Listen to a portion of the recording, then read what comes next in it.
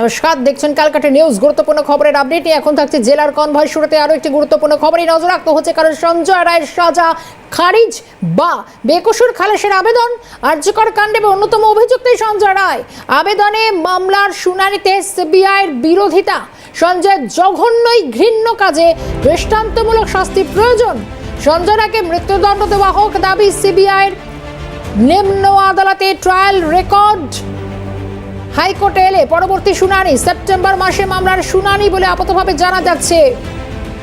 পরিবারকে এখনই মামলার সঙ্গে যুক্ত নয় সিদ্ধান্ত হাইকোর্টের, তবে পরিবারের কথা শুনবে আদালত, মত বিচারপতির।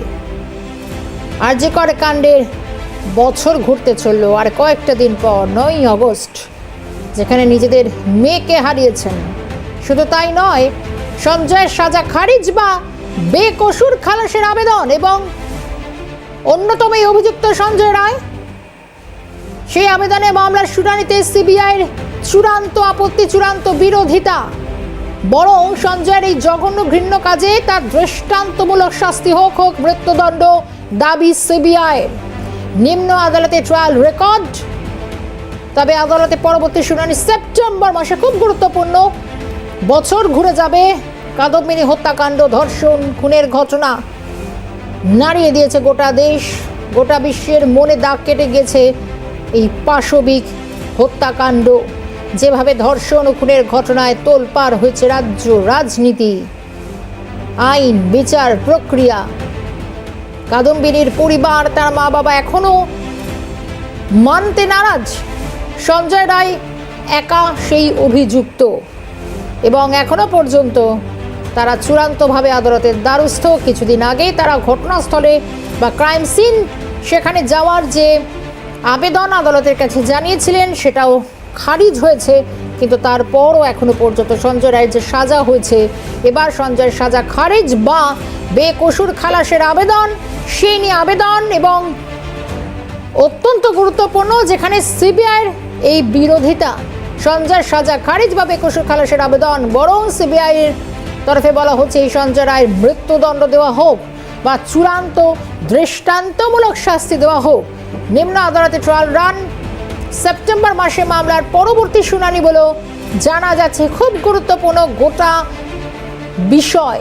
এখনো পর্যন্ত পরিবার এবং পরিবারের কথা শুনবে আদালত, এটাও যেরকম স্পষ্ট করা হয়েছে।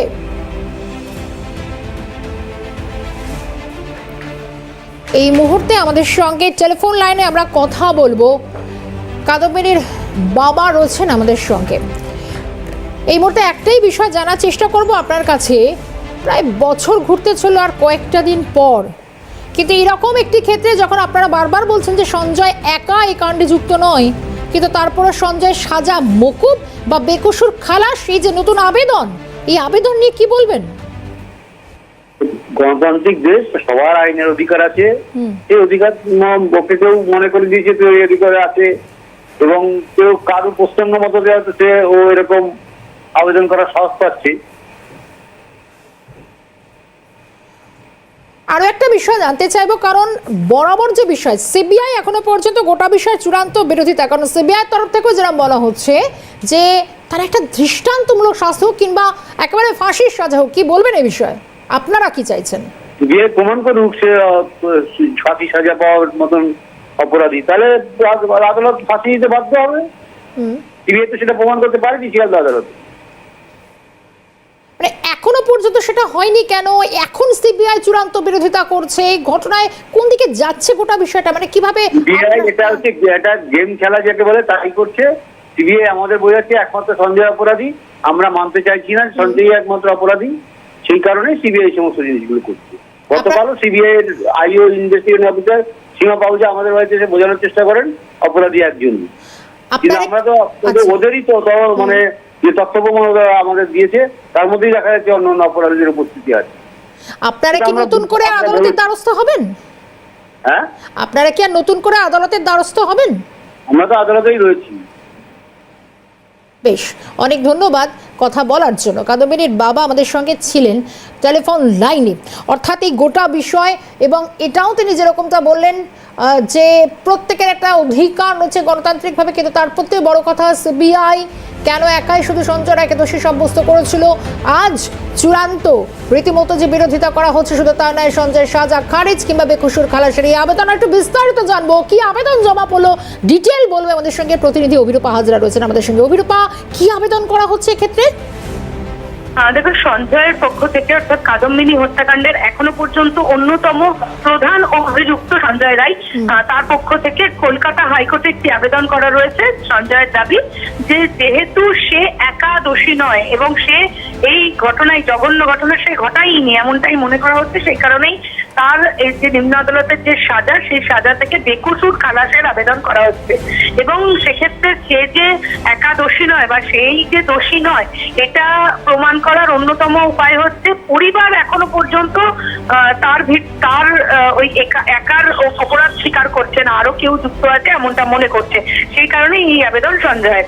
এবার এই আবেদনের ভিত্তিতে আজকে মামলার শুনানি ছিল, সেখানে বিচারপতি দেবাংশু বসাকের ডিভিশন বেঞ্চে বিচারপতির কাছে আবেদন জানায় সঞ্জয়। অন্যদিকে সিবিআই জানায় যে একেবারেই না, নিম্ন আদালত যে নির্দেশিকা দিয়েছে সেটাও গ্রহণযোগ্য নয়। তার কারণ হচ্ছে এটার মৃত্যুদণ্ডের প্রয়োজনীয়তা রয়েছে। তার কারণ ও যে জঘন্য অপরাধ করেছে সেটা সমাজের কাছে একটা দৃষ্টান্তমূলক শাস্তি হওয়ার প্রয়োজনীয়তা রয়েছে, তাই মৃত্যুদণ্ডের প্রয়োজনীয়তা রয়েছে। যদিও খুব অল্প বিষয়ে বক্তব্য জানানো হয় এবং তারপরে বিচারপতি বলেন যে নিম্ন আদালতের ট্রায়ালের কাগজপত্র আদালতে এসে পৌঁছয়নি হাইকোর্টে, তাই হাইকোর্টে আসার জন্য সময় লাগবে। আগামী সেপ্টেম্বরের মাসে এই মামলার শুনানি রাখা হয়েছে। তবে তার পরিবারের পক্ষ থেকে যে মামলায় যুক্ত হওয়ার যে আবেদন ছিল সেটা এখনই মানছে না কলকাতা হাইকোর্ট।